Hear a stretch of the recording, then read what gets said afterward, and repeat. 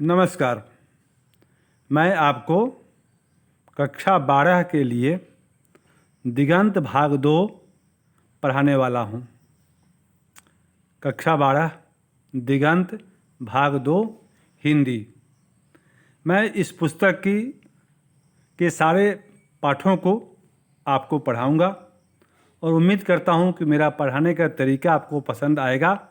आपने इंग्लिश पढ़ाते हुए मुझे देखा है, मेरा वीडियो देखा है और उम्मीद कीजिए कि हिंदी भी आपको अच्छी लगेगी। तो इसी उम्मीद के साथ मैं इसको आरंभ करता हूँ। सबसे पहले ये देखते हैं कि इस पुस्तक में क्या लिखा है। तो पहला तो आपको यही लिखा है कि दिगंत है, भाग 2 है, 12वीं कक्षा की हिंदी पाठ्य पुस्तक है। उसके बाद हम लोग आगे बढ़ते हैं तो ये गद्य खंड मिला अनुक्रमणी में, जिसमें पहला पाठ आपको बातचीत है या निबंध है। इसके लेखक हैं, निबंधकार हैं बालकृष्ण भट्ट। ठीक है। इसके बाद हम लोग इसको आज पढ़ेंगे। काव्य खंड में सबसे पहली जो कविता है वो है मलिक मोहम्मद जायसी द्वारा रचित कड़बक। ठीक है। उसके बाद ये पद सूरदास का, तुलसीदास का, नाभादास का छप्पा है। तो मेरे दोस्तों, बिना वक्त को बर्बाद किए हम लोग सीधे विषय वस्तु पर आते हैं और देखते हैं कि मैं कहाँ तक आपको इस वीडियो के माध्यम से सहायता पहुँचा सकता हूँ। सबसे पहला जो यह है लाइन, ये देखा जाए, गद्य लिखना भाषा को सार्वजनिक करते जाना है। रघुवीर सहाय का विचार है कि गद्य लिखने से भाषा सार्वजनिक होती है। सार्वजनिक होती है मतलब हम जो लिखते हैं, लेखक जो लिखते हैं, उसे पूरा समाज पढ़ता है, उसमें विचार होते हैं, उनसे पूरा समाज लाभान्वित होता है। तो भाषा क्या है, हमें सार्वजनिक बनने में सहायता करती है। तो गद्य लिखना भाषा को भी सार्वजनिक बनाने जैसा है, रघुवीर सहाय का ये विचार। अब हम लोग आगे बढ़ते हैं। अब ये देखते हैं कि बालकृष्ण भट्ट के विषय में इस पुस्तक में क्या लिखा है। मेरे दोस्तों, मैं आपको बताऊं कि बहुत कुछ कहने से एग्ज़ाम में नंबर नहीं आते। एग्ज़ाम में नंबर तभी आते हैं, परीक्षा में आपको अच्छे अंक तभी मिलेंगे जब आप हूबहू विषय वस्तु पर केंद्रित हों। अर्थात विषय वस्तु का मतलब है जो पाठ्य पुस्तक में लिखा है वह आपको निश्चित रूप से याद होना चाहिए। इधर उधर बहुत ज़्यादा पढ़ने की आवश्यकता नहीं होती है। आपके सामने जो चैप्टर होता है, जो पाठ है, आप उसे आत्मसात करें, इतना आपको अंक लाने के लिए पर्याप्त है। तो मैं सबसे पहले आपको श्रीमान बालकृष्ण भट्ट के विषय में जानकारी प्रदान करता हूँ जो इस किताब में लिखा हुआ है। जन्म उनका हुआ था 23 जून 1844 को। निधन हुआ 20 जुलाई 1914 को। निवास स्थान इलाहाबाद उत्तर प्रदेश में। माता पिता पार्वती देवी एवं बेनी प्रसाद भट्ट। पिता एक व्यापारी थे और माता एक सुसंस्कृत महिला, जिन्होंने बालकृष्ण भट्ट के मन में अध्ययन की रुचि एवं लालसा जगाई। प्रारंभ में संस्कृत का अध्ययन 1867 में प्रयाग के मिशन स्कूल से एंट्रेंस की परीक्षा दी। वृत्ति मतलब पेशा, रोजगार इन्होंने क्या किया तो 1869 से 1875 तक प्रयाग के मिशन स्कूल में अध्यापन किया। 1885 में प्रयाग के CAV स्कूल में संस्कृत का अध्यापन किया। 1888 में प्रयाग की कायस्थ पाठशाला इंटर कॉलेज में अध्यापक नियुक्त हुए, किंतु उग्र स्वभाव के कारण नौकरी छोड़नी पड़ी और उसके बाद से लेखन कार्य पर ही निर्भर रहे। विशेष परिस्थिति, पिता के निधनोपरांत पैतृक व्यापार संभालने के नाम पर गृह कलह का सामना किया। पैतृक घर छोड़कर घोर आर्थिक संकट से जूझते हुए हिम्मत से काम लिया और साहित्य के प्रति समर्पित रहे। इन्होंने घर में जब जिम्मेवारी संभाली तो गृह कलह का सामना हुआ। तो गृह कलह भी होते हैं, घरेलू झगड़े होते हैं। इन्होंने सबका सामना किया और अंत में एक अच्छे साहित्यकार समर्पित हुए, साबित हुए। रचनात्मक सक्रियता, रचनात्मकता के लिए इन्होंने क्या क्या किया वो यहाँ पर है। भारतेंदु हरिश्चंद्र की प्रेरणा से हिंदी वर्धिनी सभा प्रयाग की ओर से 1877 में हिंदी प्रदीप नामक धार्मिक पत्रिका मासिक पत्र निकालना प्रारंभ किया। इसे वे 33 वर्षों तक चलाते रहे। इसमें नियमित रूप से सामाजिक, साहित्यिक, नैतिक, राजनीतिक विषयों पर निबंध लिखते रहे। तो उन्होंने पत्रिका में किन विषयों पर लिखा? सामाजिक विषय पर, साहित्यिक विषय पर, नैतिक विषय पर और राजनीतिक विषयों पर उन्होंने निबंध लिखे। 1881 में वेदों की युक्तिपूर्ण समीक्षा की। वेद में कुछ लोगों को लगता है कि विश्वास की बात होती है, इन्होंने उस पर युक्तिपूर्ण रीजन के आधार पर, तर्क के आधार पर उसकी समीक्षा की। 1886 में लाला श्रीनिवास दास के संयोगिता स्वयंवर की कठोर आलोचना की। जीवन के अंतिम दिनों में हिंदी शब्दकोश के संपादन के लिए श्याम सुंदर दास द्वारा काशी आमंत्रित, किंतु अच्छा व्यवहार न होने पर अलग हो गए। यह उनका स्वभाव था। उनके व्यक्तित्व में यह हमें झलक मिलती है, उनका स्वाभिमान निखर कर आता है। रचनाएं: उपन्यास रहस्य कथा, नूतन ब्रह्मचारी, 100 अजान एक सुजान, गुप्त वैरी, रसातल यात्रा, उचित दक्षिणा, हमारी घड़ी, सद्भाव का अभाव। नाटक उन्होंने लिखे: पद्मावती, किरातार्जुनीय, वेणी संहार, शिशुपाल वध, नल दमयंती या दमयंती स्वयंवर, शिक्षादान, चंद्रसेन, सीता वनवास, पतित पंचम, मेघनाद वध, कट्टर सोम की एक नकल, वृहन्नला, इंग्लैंडेश्वरी और भारत जननी, भारतवर्ष और कली, 2 दूरदेशी, एक रोगी और एक वैद्य, रेल का विकट खेल, बाल विवाह आदि। प्रहसन, कॉमिक, जैसा काम वैसा परिणाम, नई रोशनी का विश्व, आधार, आचार विडंबन आदि। निबंध: 1000 के आसपास निबंध, जिनमें 100 से ऊपर बहुत महत्वपूर्ण। भट्ट निबंधमाला नाम से 2 खंडों में एक संग्रह प्रकाशित। तो ये सारा कुछ है। तो मेरे दोस्तों, जब आप तैयारी करते हैं किसी लेखक के विषय में, तो उनके विषय में उनका जन्म और मृत्यु की तिथि याद कीजिए, अच्छी बात है, लेकिन वो उतना महत्वपूर्ण नहीं है जितना कि उनकी जो रचनाएं हैं वो। तो अब तक जो हम लोगों ने देखा उनके विषय में, वो क्या है कि वो एक ऐसे साहित्यकार हैं जो निबंधात्मक लेख लिखते हैं। मतलब यह है कि वो आलोचनात्मक लिखते हैं। साहित्य की एक विधा होती है आलोचना। आलोचना कोई नेगेटिव चीज़ नहीं है, यह भी एक पॉजिटिव चीज़ है।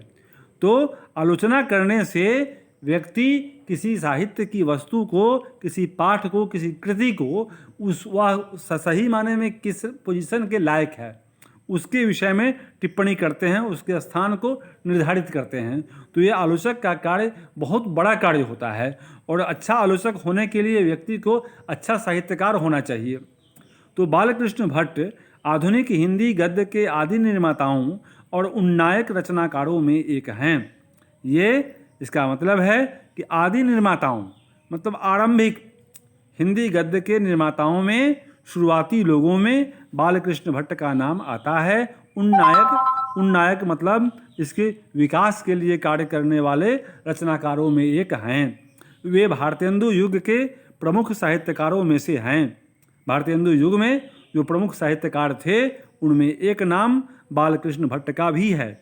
वे हिंदी के प्रारंभिक युग के प्रमुख और महान पत्रकार, निबंधकार तथा हिंदी की आधुनिक आलोचना के प्रवर्तकों में अग्रगण्य हैं। उन्होंने आधुनिक हिंदी साहित्य को अपने प्रतिभाशाली, जनधर्मी व्यक्तित्व और लेखन से एक नवीन धरातल, नवीन दिशा और नया रंग, रूप और मानस दिया। ये उनके लेखन की खूबी है। उन्होंने साहित्य को नवीन धरातल दिया, नवीन दिशा दी, नया रंग, रूप और मानस दिया, चिंतन दिया। निश्चय ही इस महान युगांतरकारी कार्य में वे एकाकी नहीं थे, उनके जैसे और लोग भी थे, पर उनका स्थान इससे कम नहीं हो जाता है, छोटा नहीं हो जाता है। स्वयं भारतेंदु हरिश्चंद्र, प्रताप नारायण मिश्र, प्रेमधन रामचरण, राधाचरण गोस्वामी और अनेक महान साहित्यकार उनके साथ थे, किंतु यह एक सर्वसम्मत स्थापित मान्यता है कि अपने युग के सर्वाधिक सक्रिय, मुखर और प्रदीर्घ समय तक सुदृढ़ निष्ठा के साथ तेजस्वी लेखन द्वारा साहित्य सेवा करते रहने वाले समर्पित साहित्यकार थे बालकृष्ण भट्ट। वे मुखर वक्ता थे, अपने समय में वह आवाज़ उठाने में आगे रहते थे। भारतेंदु युग के 2-3 प्रमुख साहित्यकारों में एक, जिनके अनवरत लेखन से भारतेंदु युग का रचनात्मक युग व्यक्तित्व निर्मित हुआ तथा आगे के द्विवेदी युग का मूलाधार निर्मित हो सका। द्विवेदी युग के लिए बेस बनाया उन्होंने। साहित्य केवल कल्पना, विलास और मनोरंजन की वस्तु नहीं है, अपितु वह जन समूह के चित्त के विकास का संवाहक है। श्रीमान भट्ट जी बोलते हैं, जन समूह, आम जन समुदाय के हृदय का विकास भी लेखन के द्वारा होना चाहिए। तो ये एक गाइडलाइन देने वाले साहित्यकार थे। ये साहित्य को समाज में उत्थान का माध्यम मानते हैं। वैचारिक उन्नति भी मनुष्य का होना चाहिए, ये साहित्य की जिम्मेवारी है और जन संस्कृति के विकास प्रवाह का मूर्त वांगमय उपादान है, जो गहन लोक संपृक्ति से उपजता और दिशा पाता है। बिना समाज के सहयोग के, बिना समाज की समस्या को समझे हुए, बिना समाजोपयोगी कार्य किए हुए कोई लेखन जनवादी हो ही नहीं सकता। और उन्होंने जन चेतना को विकसित करने के लिए साहित्य की उपयोगिता को स्वीकार किया। यह बोधपूर्ण प्रधान मान्यता भारतेंदु युग के साहित्य से बनती है और इसके दृष्टाओं में बालकृष्ण भट्ट प्रमुख हैं। आधुनिक हिंदी नवजागरण और राष्ट्रीय आंदोलन के दौर में नए सिरे से अपनी भाषा और साहित्य की मौलिक लोकवादी प्रकृति एवं जातीय निष्ठा की पहचान करते हुए तदनुरूप दिशा और प्रवाह देने का कार्य जिन महान लेखकों ने अपनी रचनात्मक गतिविधियों द्वारा संपन्न किया, उनमें भट्ट जी विशेष रूप से स्मरणीय हैं। तो ये महान थे, इसमें कोई शक नहीं। इनका साहित्य जनवादी होते हुए भी राष्ट्रीय आंदोलन को सपोर्ट करता है, सहयोग करता है। हिंदी नवजागरण के ये पुरोधा थे। तो बालकृष्ण भट्ट इन दृष्टियों से भारतेंदु युग के एक मूर्धन्य एक साहित्यकार थे। बालकृष्ण भट्ट गद्यकार थे, गद्य लिखते थे। ये कविताएं नहीं लिखते थे। अपनी अभिरुचि और मानस प्रतिभा से परिवेश और यथार्थ से संपूर्ण सरोकार रखने वाले लेखक पत्रकार, यथार्थ वस्तु स्थिति समाज की क्या है उसको ये हाईलाइट करने वाले व्यक्तित्व थे। उनके गद्य की भाषा और कला की जड़ें भी परिवेश और यथार्थ में ही थीं।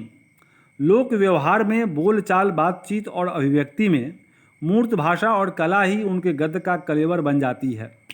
ये उनकी खूबी है। लोक व्यवहार में बोलचाल, बातचीत और अभिव्यक्ति में मूर्त भाषा और कला ही उनके गद्य का कलेवर बन जाती है। तो भाषा उनकी पहचान रही है। अभिव्यक्ति को उन्होंने मजबूती प्रदान की भाषा के द्वारा, गद्यात्मक शैली के द्वारा। वह नवजागरण और स्वाधीनता संघर्ष का दौर था, जिसमें भीतरी और बाहरी, स्वदेशी और विदेशी शक्तियों से टकराव और संघर्ष ही जागरूक गद्य लेखक की नियति थी। उस वक्त के सारे लेखक स्वदेशी, विदेशी, बाहरी, भीतरी ताकतों के विषय में लिखते थे।